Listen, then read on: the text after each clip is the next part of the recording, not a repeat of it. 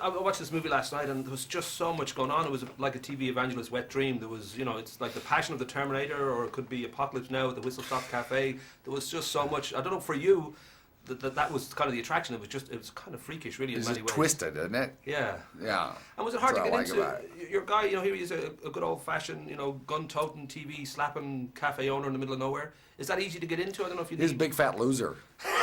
That's what he was.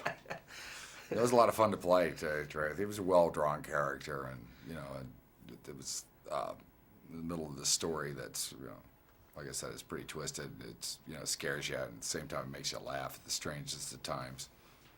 Because I know our time is short. I was just looking over the movies that you've made. I've always loved the fact that you always kind of mix it up a lot. Like, you'd have something like The Right Stuff right beside Jaws 3D, or then you'll do stuff like, The Parent Trap and SpongeBob, and then you'll have, The Long Riders, and, just great kind of mix up of stuff. And I don't know whether for you it's a kind of action-reaction, or whether there's any kind of game plan that you kind of feel I need to keep mixing it. The only game plan I've had is just do as many types of things as possible. Really, that's what I think it kind of keeps you around, that it also keeps my interest. And that interest, I don't know whether as time goes on it becomes easier or more difficult, because obviously your name and there's a certain kind of clout will come with that you can get the work hopefully that you want to get, or I don't know whether there's times where you're just happy to do a movie like G.I Joe because it's going to be fun and there's going to be a summer hit and you don't have to think too hard about it, or... Yeah, there's all kinds of reasons that I do movies, but then, basically I like all kinds of movies. That's where my taste runs, and so I guess that's reflected in the choices that I make. Maybe it's always been the way, but it's hard to get, sort of, we'd say, quirkier films made. And you directed before for television, but I know you've been working on Shame on You, that you've written and you hope to direct. And this is about Spade Cooley, the guy, but he sounds fascinating, the king of Western swing, and kind of career ended slightly badly. And I don't know whether that's something that's going to happen or whether it's still a struggle for you. I don't know either. I hope so. We'll see. But it's hard to get done. Right.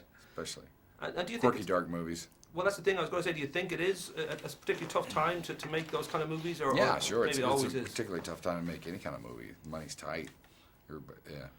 For everybody.